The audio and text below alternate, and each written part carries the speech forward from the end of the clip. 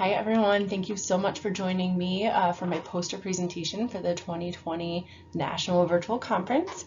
My name is Amanda Horwitz and I am a full-time academic advisor in the Pre-Med and Health Science Center at Wayne State University in Detroit, Michigan. We are a large public institution located right in the heart of Detroit, so our student population is very diverse. I have been an advisor there for 4 years. I work predominantly with our pre-med and pre-dental students. Being a supplemental advisor offers me the opportunity to do fun things like run the mentoring program I'm about to share with you. My hope is that after listening to my short presentation, you'll be able to provide me with some feedback, some suggestions, and maybe help me figure out the best way to collect some research. So what I'm hoping to accomplish today in my short presentation is give you an overview of what Campuswide Pre-Medical Mentoring is, including how it started, kind of how we operate, and some historical numbers. I'd also like to share what my tentative plans for 2020 and beyond are, and then really plea for your assistance. So let's go ahead and get started. So Campus-wide Pre-Medical Mentoring is more commonly known as CPM on campus, and really in its essence it is a mentoring program for undergraduate and post-bachelor students who hope to apply to medical school. We're very fortunate at Wayne State University to have one of the medical schools in the state of Michigan affiliated with our university, and so tapping into that medical school for those medical students and their expertise to serve as mentors is very convenient. In the Pre-Med Health Science Center, we've always known that there's a gap in mentoring, but didn't really have the capacity or the staffing to kind of address it. So when I was hired, or shortly after I was hired, we figured we had those things and we were ready to kind of take the next step.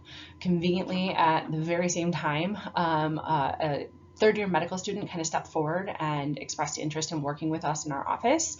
And so my supervisor connected myself with this student, and he and I sat down and kind of talked about what a mentoring program would look like, what the format, how we would collect information to match students. And before we took it any steps further, we wanted to make sure there was interest on the part of medical students in offering some kind of mentoring relationship. So we did a quick survey of all 4 classes, M1, M2, M3, and M4, at the time that he was still a student at the Wayne State School of Medicine, and the response came back overwhelmingly positive. There were a lot of students who were willing to offer up minimal time on their part to work with a pre-med undergrad or post-bachelor student as a mentor. So we pitched the idea to my supervisor, who graciously offered the minimal funding that we thought it might take to run a program like this, and CPM was born. From there, talking a little bit about the program structure. So like I said, the focus of the program is really on the mentoring for the pre-med or the post-bachelor student. And that mentoring happens in 2 tiers. So the first would be, requesting a mentor. So really what needs to happen is the pre-med student fills out a form that collects very basic information, which I'll review at the next slide. And that to us is an indication that they'd like a mentor. The mentees or the med students do the same thing, but in a different form. And from there, we use that information to match the students up and then send them an email introducing them to one another.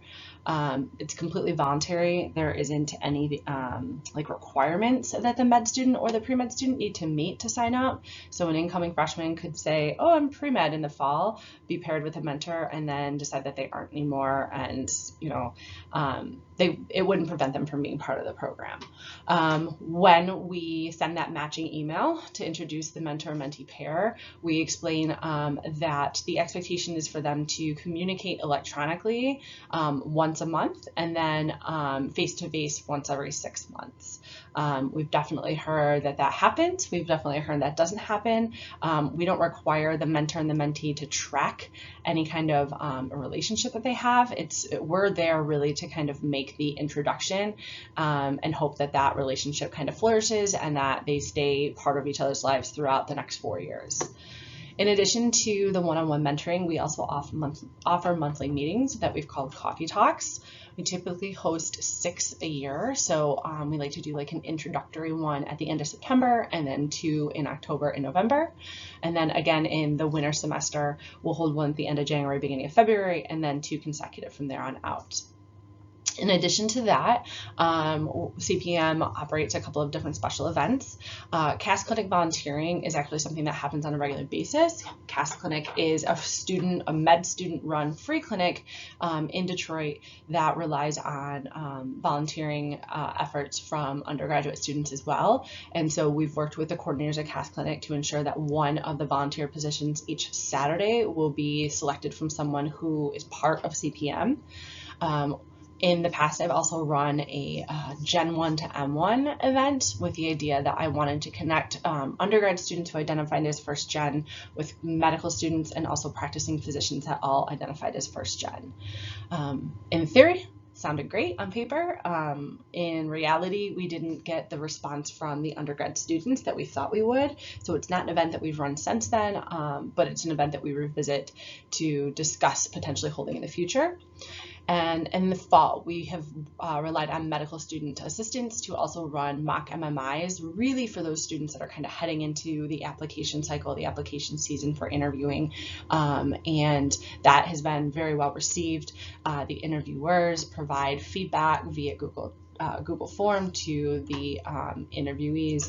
And so we plan on conducting that in some capacity in the future, in this year. Likely in a virtual setting, just because of the way that the interview season is moving too. So the workload associated with the program, like I said, I am a full-time advisor, so some days, part of my day is spent working on items for CPM, but I also rely heavily on my coordinators and my ambassadors. Coordinators are hand-selected medical students that kind of help with the programming piece when it comes to those coffee talks, and then they also help with recruitment of medical student mentors. Ambassadors are undergrads that really kind of are the face of the program on main campus. And then my ambassadors, right now I actually have 2. One is a membership ambassador, and so that student helps me with checking the sign up and matching students.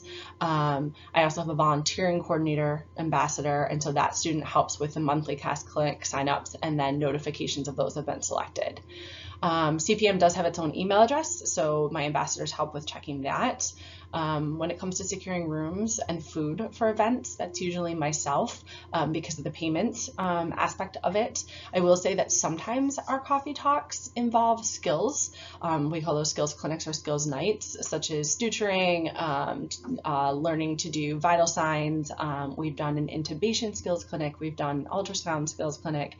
And so in those circumstances, it's the med school coordinators that are really doing those room reservations. Social media, we tap into the Pre-Med Health Science Center social media platforms, and so I do that posting because I also work for the Pre-Med Health Science Center. And then one of the advantages of being a mentee in CPM is the ability to nominate yourself or another student as Pre-Med of the Month. We select one of those basically from August all the way through May, and then my membership ambassador does a write-up on the student, and then I publish it in many different places, which you'll see in just a second. So the workload is divided. When it comes to collecting information and storing it, we're not very fancy. We use a Google Drive and Google Forms. So we have one big CPM Google folder, and all of the coordinators and the ambassadors have access to it. So the medical student mentor sign up, as well as the pre-med student mentee sign up, are in there. We collect, their demographic information, as well as what their undergrad major is or was. On the med student side, we ask them, actually on the med student and the pre-med student side, we ask them about the specialties that they'd be interested in. We ask them where they live, if they live in Detroit on campus or if they live in one of the suburbs, because that's one of the things that we try to take into consideration when we're matching. We also ask them about hobbies, because we do like to try and connect students who might have similar interests so that they have something more to talk about just than their interest in going to medical school. And then we ask them about first gen status. Again, all of this information is shared between the coordinators, the ambassadors, and myself in a Google Drive so that we all have access to it should we need it. So nothing really fancy. It's definitely worked for the past 4 years, so I don't see changing at all unless someone suggested that maybe we come up with a more secure way of storing information. The face of the program. So we do have our own logo that we use. We definitely have an internet presence. So like I said, CPM taps into the social media platforms for the Pre-Med Health Science Center. So currently we use an Instagram account as well as a Twitter account. There's a Facebook page, but we're not finding many of our students get information from there, so we're not placing our time and effort on creating content for that. CPM has its own subsection of the Pre-Med Health Science Center webpage. They have their own identifiable email as well as listserv, and then we do have promo items that we hand out at coffee talks and at some of the beginning of the year events like our festival, where all of the student organizations and campus departments come together. We definitely try to recognize the hard work of the pre-med students that are part of the program. So I mentioned before, once a month we select a pre-med of the month and we promote that on the CPM website. We also send an email promoting that person out to our feeder departments, especially the department in which the student who's been selected is part of, like their major. The Pre-Med Health Science Center has a bi-weekly newsletter called the Warrior Pre-Health Pulse, and CPM has its own subsection of that. So we highlight our pre-med of the month there, and then we also share them on social media. We've been recognized in a couple of university-wide publications. We had a Today at Wayne article written about the program, of which that I actually have a meeting with a student from a university in Florida who found the Today at Wayne article and wants to talk about setting up something similar at her institution in Florida. So the article is reaching people. People are finding the structure of the program and definitely reaching out and asking about it. So we started the program midway through the academic year in the 2016-2017 academic year, so in January. And that first year, winter semester, we were able to match a total of 276 pre-med students with 188 medical students. We were also able to conduct 3 different coffee talks, and they were all very well attended, and the feedback about the program was great. So we pushed on into the second academic year. We were able to advertise at our festival, so like our events that happened prior to the start of the fall semester. And that year in total, we were able to match 325 pre-med students with 236 medical students, offer 6 coffee talks, one of those which was a skills night, and then that Gen 1 to M1 event that I described briefly previously. The next year, our numbers went down a little bit, but we were still able to offer the same amount of coffee talks. And this is the year that we introduced the mock MMIs. I would say in our 6 coffee talks between the 2018 and 2019 year, we had more skills nights. And so students definitely took advantage of those. That's where we introduced the suturing clinic, the intubation clinic, and the ultrasound clinic that year. This past academic year, our numbers have been the lowest, and really the biggest difference was a transition in ambassadors and obviously COVID-19. We were able to conduct the mock MMIs and 4 coffee talks. We had a coffee talk scheduled for March prior to moving to the working remotely atmosphere. To make up for that, in April, we held an application prep Zoom really targeting the students who planned on entering the application cycle this summer, as well as staying active during COVID Zoom. So anybody could come and talk and kind of ask questions about what they might be able to do to stay active, either clinically or not, and just kind of have a chance to interact with medical students who are going through kind of the same things as them. But, it's always nice for a pre-med student to hear a medical student say it's going to be okay. Both of those were really popular, so much so that we decided to start offering just weekly Q&A. And every week we have a different set of medical student mentors on, just kind of discussing their experiences as a pre-med student, going through the application process, process, going through the decision-making process once they were admitted to a couple of schools.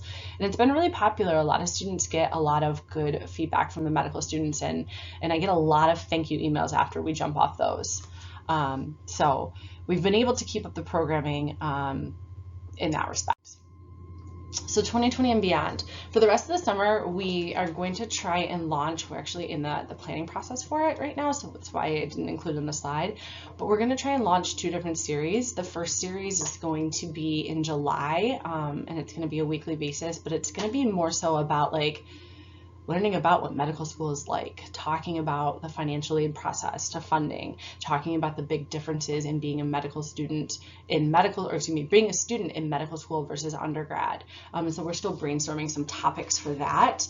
In August, we're going to do somewhat of a virtual shadowing series. And so we are currently lining up 4 different specialists to come on Zoom and talk about, their journey through medical school, what kind of specialists they are, how they're practicing, what the licensing procedures are, those kinds of things. So we'll advertise that to all of our pre-med students, but we'll definitely target those students that are going to be entering the application cycle next summer, or the ones that are currently in the application cycle. The other thing that I was very excited to launch in the fall, which will likely be pushed back a little bit, is a shadowing component. We were recently contacted by the College of Liberal Arts and Sciences school on our campus, saying that they had a lot of alumni that are now practicing physicians and very interested in having students shadow them. So we're working together with them to try and figure out a good way to connect these practicing alumni with some of our students who are pretty serious about applying to medical school. So what we determined is that if a student wanted to be considered for one of the shadowing opportunities, they would need to demonstrate full commitment to being a pre-med student by attending the 6 coffee talks in their first year, and also talking to their mentor about what kinds of things that they should really be kind of exploring during a shadowing experience, and then having their mentor kind of sign off on that. The reason that we came up with those 2 kind of criteria is because, again, we definitely want someone who isn't wishy-washy about wanting to do this. We want them to take the shadowing experience very seriously. So, by making those requirements, we think we'll be able to find those students that are very, very committed to this goal of applying to medical school. In their second year, then, they would have 4 contact points with their assigned alumni physician. The first would just be kind of a Zoom intro or a face-to-face intro, depending on where we're at a country. The second and third would be 2 full days of shadowing. So we're talking 8 hours each day. And then in March, there would be a wrap-up conversation to talk about the shadowing experience itself, so that the practicing physician could share other opportunities other than just practicing medicine that you have as a doctor, such as policy work or becoming an administrator or an educator. And then in April, they would celebrate kind of that year-long relationship that they've developed. So that's kind of where I see CPM going next. We were supposed to run a beta group in 2020. I think that we will likely push that back to 2021 now, given everything that's going on. Just because I honestly have had to push a little bit of the development to the back burner with the transition to moving to a remote working environment.